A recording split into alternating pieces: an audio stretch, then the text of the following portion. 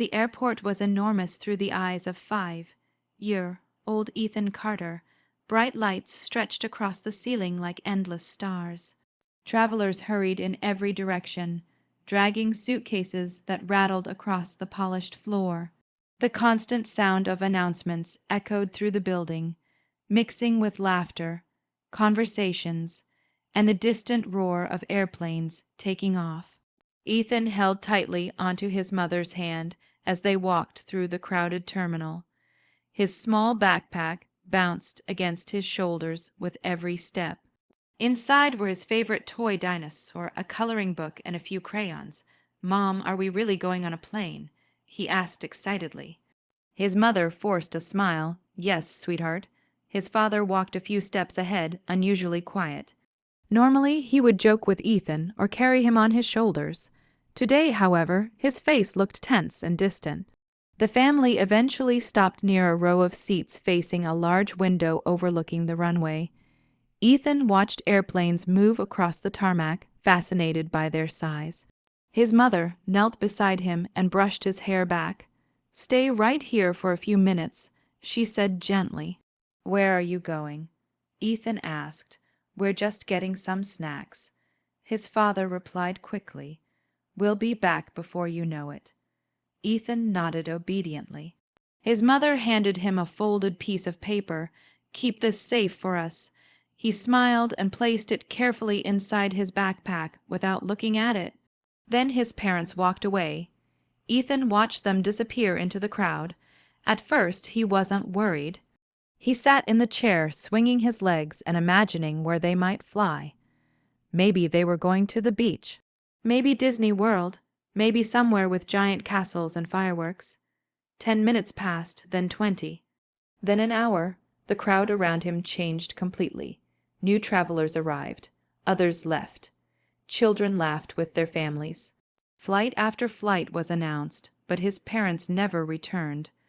A knot of fear began forming in his stomach. He climbed down from the chair and looked around. "Mom," he called softly. No answer. "Dad." His voice trembled. Still nothing. He wandered a short distance through the terminal, searching every face that passed him. None of them belonged to his parents. Soon tears filled his eyes. He returned to the seat where they had left him and waited. Maybe they got lost. Maybe they couldn't find the snack shop. Maybe they would come back any minute. Hours passed. The airport became darker as evening approached. Ethan's stomach growled. His eyes burned from crying. Finally, an airport security officer noticed the frightened little boy sitting alone. The officer approached carefully. "Hey there, buddy. Are you okay?" Ethan shook his head. "I can't find my mommy and daddy." The officer crouched beside him. "Do you know where they went?" "They said they were getting snacks." The officer's expression changed immediately. "How long ago?" Ethan shrugged. "A long time." Within minutes, airport staff began searching the terminal. Announcements were made over the loudspeakers. No one came forward. Security reviewed cameras. What they discovered broke everyone's heart. The footage showed Ethan's parents walking away from him, then leaving the airport entirely, alone. Without ever looking back, the realization hit the staff like a punch to the chest. The little boy hadn't been lost. He had been abandoned. Later that night, a social worker arrived. As she helped Ethan gather his belongings, she noticed the folded paper inside his backpack. "What's this?" she asked. "My mommy gave it to me." The woman carefully unfolded the note. The moment she read the words, tears filled her eyes. The message was short, painfully short. "We're sorry. We can't take care of him anymore. Please don't look for us." The room fell silent. Ethan looked up at her innocent face. "What does it say?" The social worker struggled to answer. She couldn't bring herself to tell a 5-year-old child that his parents had chosen to leave him behind. Instead, she knelt beside him and gently held his hand. "It's okay, Ethan." "No," he whispered, "I want my mom." The words shattered every heart in the room. That night, Ethan cried himself to sleep in a temporary shelter. He waited for footsteps, for a phone call, for someone to tell him there had been a mistake. But morning came, then another and another. His parents never returned. At just 5 years old, Ethan learned a lesson that would shape the rest of his life. The people he loved most had walked away from him, and they had left nothing behind except a note. The years after the airport felt like an endless storm for Ethan. At first, he believed his parents would come back for him. Every birthday, he wished for the same thing. Every Christmas, he looked toward the door hoping to see familiar faces. Every time a phone rang in a foster home, his heart raced. But the call never came. The people who had promised to protect him had vanished from his life as if he had never mattered. By the time Ethan turned 10, he stopped expecting miracles. Instead, he learned how to survive. Foster care was not easy. Some families were kind, others treated him like a burden. He moved from house to house, never staying long enough to truly feel at home. Every time he started making friends, another move would separate him from them. The constant changes made him quiet. He learned not to become too attached to anyone. Deep inside, the little boy sitting alone in the airport was still there, carrying wounds that never seemed to heal. One evening, while cleaning out an old box of belongings, Ethan found the note his parents had left behind. The paper had become worn and faded over the years. "We're sorry. We can't take care of him anymore. Please don't look for us." He stared at the words for a long time. For years, those words had made him feel unwanted, worthless, abandoned, but that night something changed. For the first time, he realized the note said more about them than it did about him. Their decision was not proof that he had no value. It was proof that they had failed as parents. Ethan folded the note carefully and placed it back into the box. Then he made a promise to himself. One day he would build a life so successful that nobody could ever make him feel worthless again. From that moment forward, Ethan became obsessed with improving himself. He focused on school. While other students spent afternoons playing video games, Ethan spent hours reading books about business, technology, and successful entrepreneurs. Knowledge became his escape. His teachers quickly noticed his intelligence. One teacher in particular, Mr. Reynolds, saw something special in him. "You've got a gift, Ethan." He told him one afternoon. What gift? The ability to keep going when life gets hard. Those words stayed with him. For the first time, an adult believed in him, and that belief became fuel. By high school, Ethan was one of the top students in his class. He worked part-time jobs after school, saving every dollar he earned. While others spent money on clothes and entertainment, Ethan invested in online courses and computer equipment. He wasn't chasing luxury, he was chasing freedom. At 18, he aged out of foster care.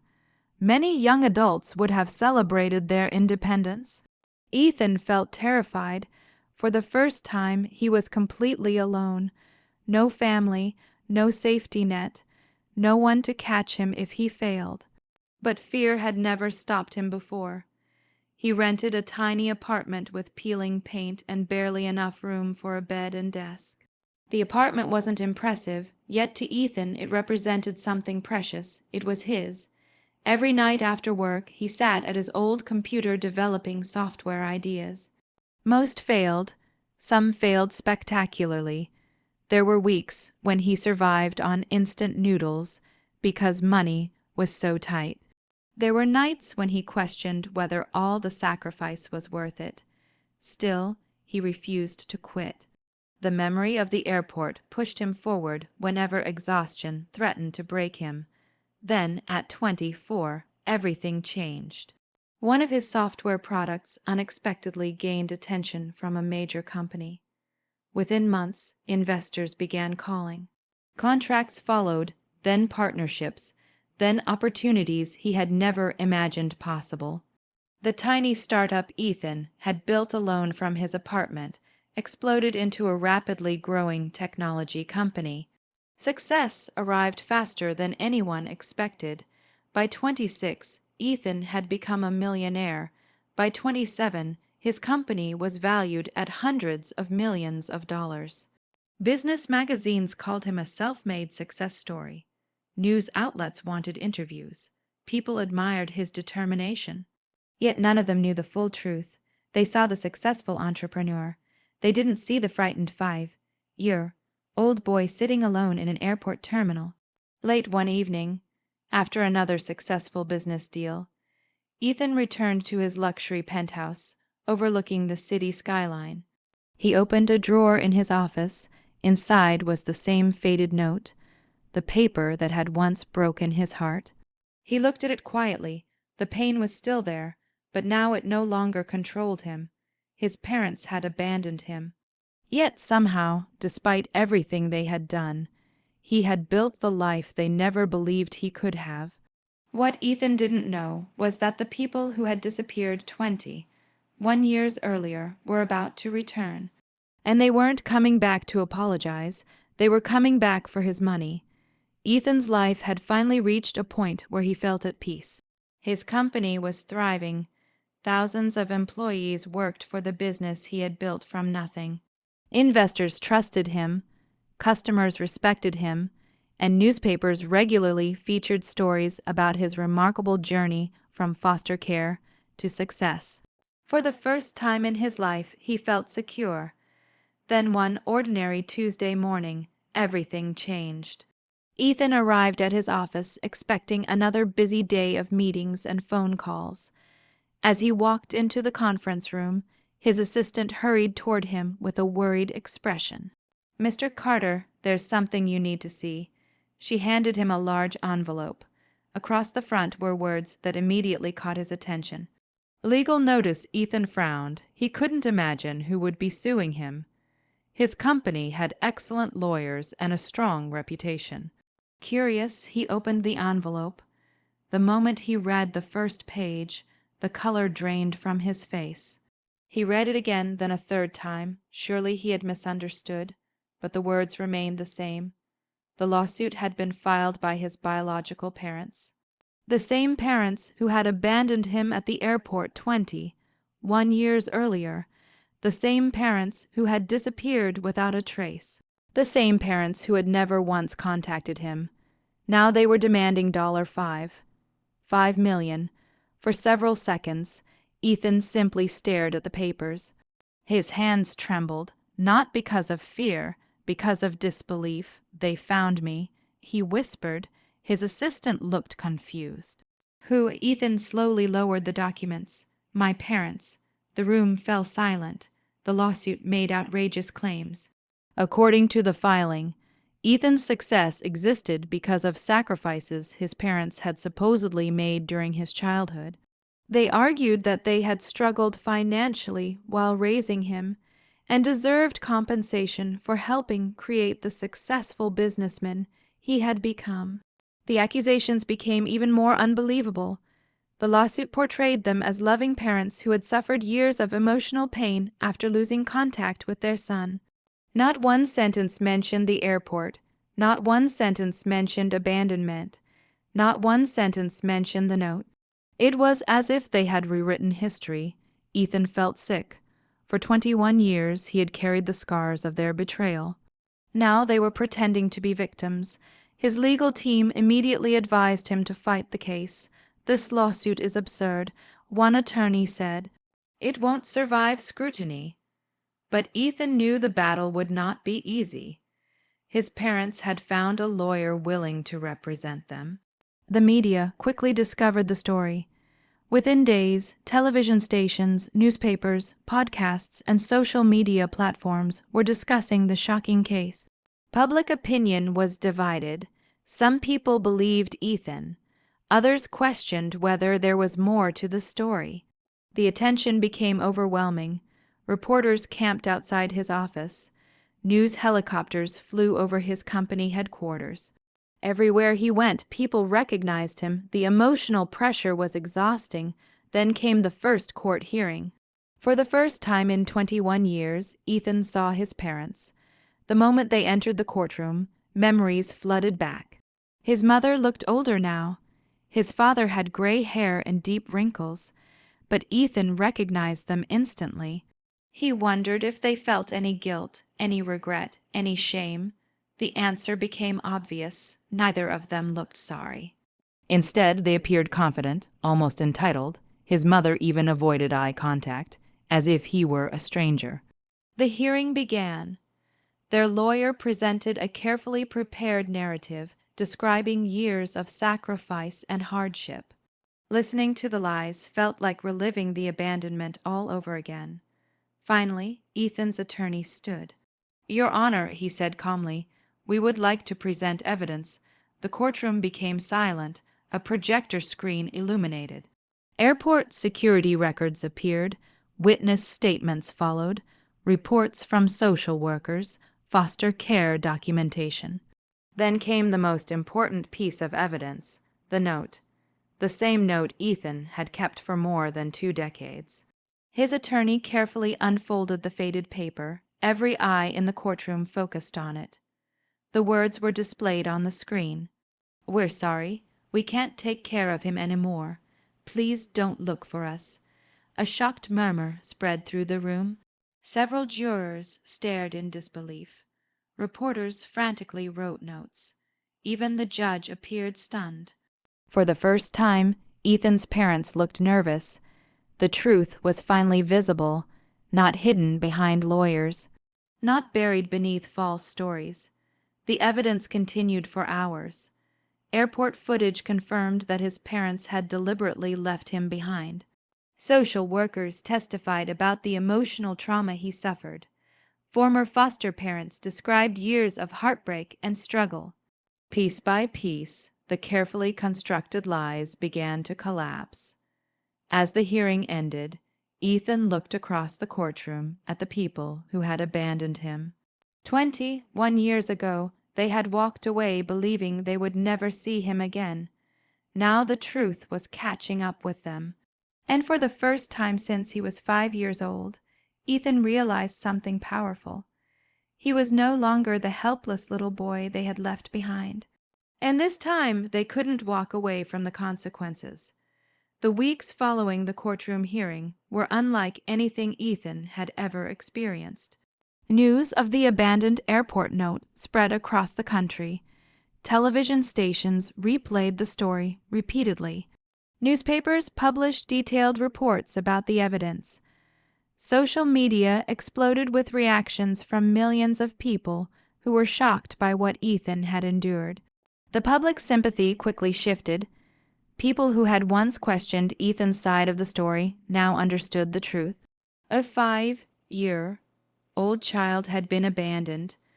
A frightened little boy had been left alone with nothing but a backpack and a heartbreaking note. And 21 years later, the very people responsible had returned demanding millions of dollars. The outrage was enormous. Meanwhile, Ethan remained focused on the legal battle. He refused to participate in public attacks against his parents. He didn't give angry interviews. He didn't insult them online. He didn't seek revenge through humiliation. Instead, he allowed the truth to speak for itself. His lawyers continued presenting evidence. Former airport employees testified. Retired security officers confirmed the details of the abandonment. Social workers explained the emotional damage Ethan had suffered throughout childhood. The facts were overwhelming. Every attempt by his parents to defend themselves only made their situation worse. Their stories changed repeatedly. One day they claimed financial hardship. Another day they claimed they had intended to return. Then they suggested misunderstandings and confusion.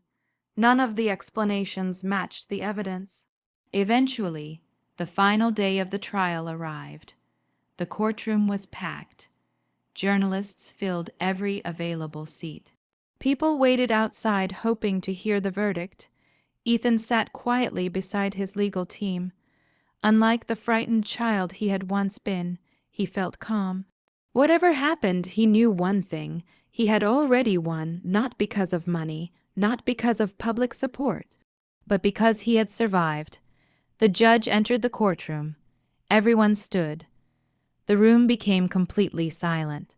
After reviewing the evidence, the judge delivered the decision. The lawsuit was dismissed in its entirety. Every claim was rejected. The court found no legal basis for the demand of $5 million. Then came an even more satisfying conclusion. Because the lawsuit had been determined to be frivolous and misleading, Ethan's parents were ordered to pay substantial legal costs. A wave of whispers swept through the courtroom. Reporters rushed to send updates the case was over. The people who had tried to profit from their abandoned son had failed completely. For the first time, Ethan looked directly at his parents. His father stared at the floor. His mother appeared close to tears. Yet Ethan felt no joy in their suffering, only closure. For years, he had imagined what would happen if he ever saw them again. He thought he would be angry. He thought he would demand answers. He thought he would make them feel the same pain they had caused him. Instead, he felt surprisingly empty. They no longer had power over him. Their choices had shaped his childhood. But they would not control his future. Outside the courthouse, hundreds of reporters waited. Microphones were pointed toward him. Cameras flashed constantly. One journalist shouted a question. "Mr. Carter, do you feel like you've gotten revenge?" Ethan paused. Then he smiled. "A long time ago, I thought revenge meant making someone suffer." The crowd listened carefully. "But I've learned something different. Real revenge is building a life so meaningful that the people who hurt you no longer define who you are." The statement quickly spread across the world. Millions shared it online. For many abandoned children and struggling young adults, Ethan became a symbol of resilience. Months later, he announced a new project. Using part of his fortune, he created the Carter Foundation. Its mission was simple: to help abandoned and foster children receive education, mentorship, housing assistance, and emotional support. Within a few years, the organization changed thousands of lives. Children who once felt forgotten found opportunities they never imagined possible.